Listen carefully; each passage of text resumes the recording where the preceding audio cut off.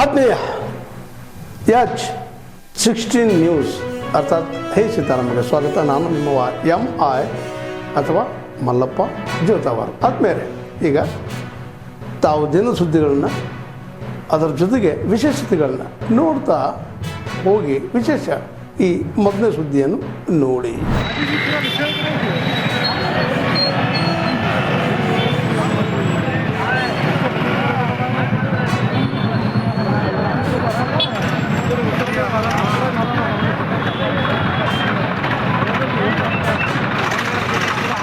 वापस पड़े रहे संघर्ष करो, तुम्हारे साथ है, संघर्ष करो, हम तुम्हारे साथ है, संघर्ष करो, हम तुम्हारे साथ है, संघर्ष करो, हम तुम्हारे साथ है, संघर्ष करो, हम तुम्हारे साथ है.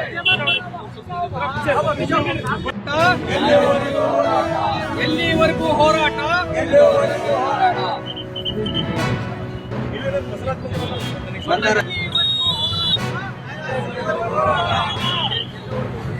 ಎಲ್ಲಿವರೆಗೂ ಹೋರಾಟ, ಬೇಕೇ ಬೇಕು, ಬೇಕೇ ಬೇಕು. ಹೇಳಿ, ಇದೇ ಸಿದ್ಧಲಿಂಗ ಸ್ವಾಮಿ ವಿಚಾರದಲ್ಲಿ ನೀವು ಹೇಳ್ರಿ. ಇನ್ನೂ ಒಂದು ಶ್ವಾಸಪೀಠ ನೀವು ತ್ಯಜಿಸಬೇಕು, ಈ ಪೀಠಕ್ಕೆ ಬರ್ಬೇಕು ಅಂತೇಳಿ ಷರತ್ತು ಹಾಕಿದ್ರು. ಆ ಷರತ್ತಿನಿಂದ ಹಿಂದೆ ಇವತ್ತು ಕೂಡ ದಿಂಗಲೇಶ್ವರ ಶ್ರೀಗಳಿದ್ದಾರೆ, ಜೀವಂತವಾಗಿದ್ದಾರೆ ದಿಂಗಲೇಶ್ವರ ಶ್ರೀಗಳು. ನೀವು ದಯವಿಟ್ಟು ಮಾಧ್ಯಮದ ಪ್ರತಿನಿಧಿಗಳಿಗೆ ತಮ್ಮೆಲ್ಲರಿಗೂ ಕೂಡ ಈ ಮೂಲಕ ವಿನಂತಿ, ಯಾಕಂದ್ರೆ ಇದು ನಮ್ಮ ಸಮಾಜ, ಹೊಡಿಬಾರ್ದು. ಈ ವ್ಯಕ್ತಿ ಯಾವತ್ತೂ ಕೂಡ ಒಬ್ಬ ಸ್ವಾಮಿಯಾಗಿ ಇರ್ಲಿಕ್ಕೆ ಸಾಧ್ಯನೇ ಇಲ್ಲ. ಇವರಲ್ಲಿ ಮದ ಏನದು ಕ್ರೋಧ, ಮದ, ಮತ್ಸರ ಇವೆಲ್ಲ ತುಂಬಿ ತುಳುಕ್ತಾ ಇದಾವೆ. ಯಾವಾಗಲೂ ಸಿಟ್ಟಿನ ಆಕ್ರೋಶ ಭರಿತವಾಗಿ ಮಾತಾಡ್ತಕ್ಕಂಥ ಸ್ವಾಮಿಗಳು. ನಮ್ಮಂತ ಮನುಷ್ಯರು ಮಾತಾಡಬೇಕು, ನರ ಮನುಷ್ಯರು ಮಾತಾಡಬೇಕು. ಆದ್ರೆ ಸ್ವಾಮೀಜಿಗಳಿಗೆ ಬರೀ ಸಿಟ್ಟು, ದ್ವೇಷ, ಯಾರನ್ನೋ ಸಂಬಂಧಿಸಿದಕ್ಕಂಥವ್ರನ್ನ ಕರ್ಕೊಂಬಂದು ಜಗಳ ಹಚ್ಚತಕ್ಕಂಥ ಕೆಲಸವನ್ನು ಮಾಡ್ತಕ್ಕಂಥದ್ದು ಎಷ್ಟು ಮಟ್ಟಿಗೆ ಸರಿ? ದಿಂಗಲೇಶ್ವರ ಶ್ರೀಗಳು ಇವ್ರು ಹೋಗಿ ದಿಂಗಲೇಶ್ವರ ಶ್ರೀಗಳ ಹತ್ರ ಬೇಡಿಕೊಂಡು ಇಲ್ಲಿಗೆ ಬಂದಿರತಕ್ಕಂಥದ್ದು. ಯಾರು ನಮ್ಮ ಹಿರಿಯರು ಹೋಗಿ ನಮಗೆ ಗತಿ ಇಲ್ಲ, ನೀವು ಬನ್ನಿ ಅಂತ ಬೇಡ್ಕೊಂಡಿರ್ತಕ್ಕಂಥ ಇತಿಹಾಸನೇ ಇಲ್ಲ. ನಾವು ಮಾನಿಟರ್ ಮಾಡ್ತಾ ಇದ್ದ ನಮ್ಮ ಹಿರಿಯರು, ಬರ್ರಿ ನೀವು ಅಂದ್ರೆ ಎಷ್ಟು ನಮ್ಮ ಸಮಾಜದ ಯಾರ್ಯಾರು ಸ್ವಾಮಿಗಳಿದ್ದಾರೆ ಎಲ್ಲರಿಗೂ ಕೂಡ ಅವರ ಹಿನ್ನೆಲೆ ವಿಚಾರಿಸತಕ್ಕಂಥದ್ದು, ಅವ್ರು ಏನೇನು ಸಾಮಾಜಿಕ ಕಾರ್ಯಗಳನ್ನು ಮಾಡಿರ್ತಕ್ಕಂಥದ್ದು, ಧಾರ್ಮಿಕ ಕಾರ್ಯಕ್ರಮಗಳು ಮಾಡಿರ್ತಕ್ಕಂಥದ್ದು, ಪ್ರತಿಯೊಂದನ್ನು ಕೂಡ ವಿಚಾರಿಸಿ ಏನಂತಾರಲ್ಲ ಅದು ಎಕ್ಸಾಮ್ ನಲ್ಲಿ ಇದನ್ನು ಮಾಡ್ಕೊಂಡು ಕರ್ಕೊಂಡ್ಬಂದಿರ್ತಕ್ಕಂಥದ್ದು ಎಲ್ಲ ಸ್ವಾಮಿಗಳನ್ನ. ಆದ್ರೆ ಇವರು ರೆಕಮೆಂಡೆಡ್ ಮೇಲೆ ಬಂದಿರತಕ್ಕಂಥ ಸ್ವಾಮಿಗಳು. ಇವರು ತಮ್ಮ ಸ್ವಂತ ಬಲದಿಂದ, ತಮ್ಮ ಧಾರ್ಮಿಕ ಬದ್ಧತೆಯಿಂದ, ಸಂಸ್ಕಾರಯುತ ಬದ್ಧತೆಯಿಂದ ಬಂದಿರತಕ್ಕಂಥದ್ದಲ್ಲ.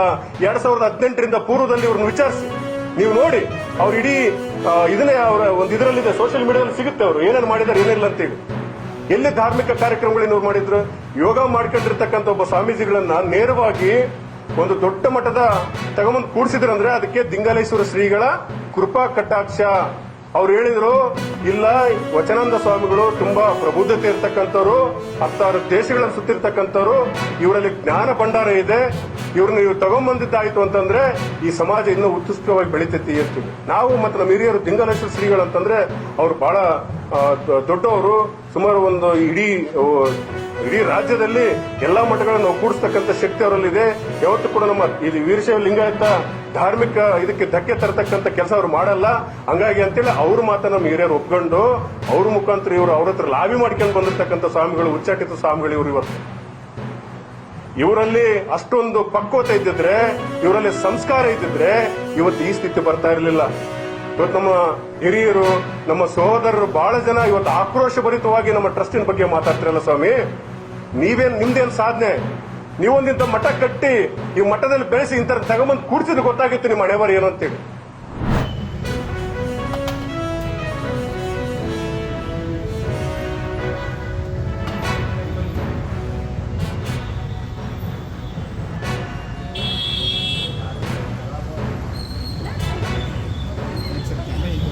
ಪ್ರಕಾಶ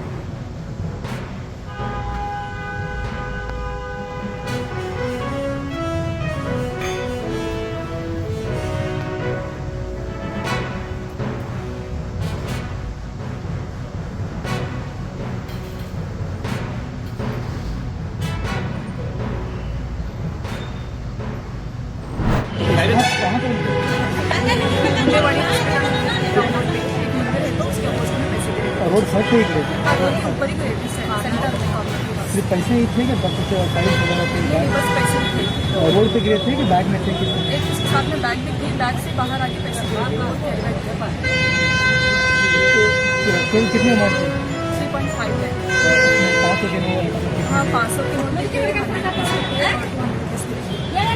तो आपने गाड़ी से पुलिस स्टेशन हैंडल किया हाँ क्या क्या बात हुई आपसे गाड़ी पुलिस हाँ उन लोग बोले जिसका अमाउंट है उनके तक पहुँचा साढ़े तीन लाख ತಾವೆಲ್ಲ ಇಲ್ಲಿವರೆಗೆ ಸುದ್ದಿಗಳನ್ನು ನೋಡಿದಿರಿ, ಜೊತೆಗೆ ವಿಶೇಷ ಘಟನೆಗಳನ್ನು ಸಹ ನೋಡಿದಿರಿ. ಅದು ನಿಮ್ಗೆ ಏನು ಅನ್ನಿಸ್ತು? ನಿಮಗೆ ಲೈಕ್ ಮಾಡಿರಿ, ಶೇರ್ ಮಾಡಿರಿ, ಕಾಮೆಂಟ್ ಮಾಡಿರಿ, ಜೊತೆಗೆ ಸಬ್ಸ್ಕ್ರೈಬ್ ಮಾಡಿಸ್ಬಿಡ್ರಿ. H16 ನ್ಯೂಸ್ ಅರ್ಥಾತ್ ಈ ಸಿದ್ದರಾಮಯ್ಯ ಸತ್ಯದ ಕೈಗಳಲ್ಲಿ ವಂದನೆಗಳು.